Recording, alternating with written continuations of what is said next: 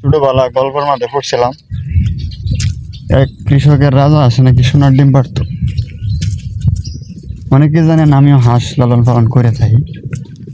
আমারও হাঁসে একটা প্রতিদিন সোনার ডিম দেয়। অনেকে হয়তো বিশ্বাস করতেন না যে এটা কি কর, ওটা সে একটা গল্প, বিশ্বাস কর মানে মজার জন্য মানুষে পড়ছে বা করছে লিখছে। কিন্তু বাস্তবে কি আসে সোনার ডিম দেয়? হ্যাঁ, অবশ্যই বাস্তবে সোনার ডিম দেয়। ডিমটা দেখাইলে বিশ্বাস করবে, নাহলে তা বিশ্বাস করতে না। মুয়ের কথার তো আর কোনো কিছু বিশ্বাস করা যায় না, প্রমাণ লাগে। এই যে প্রমাণটা দেখি, দেখছেন ডিমটা?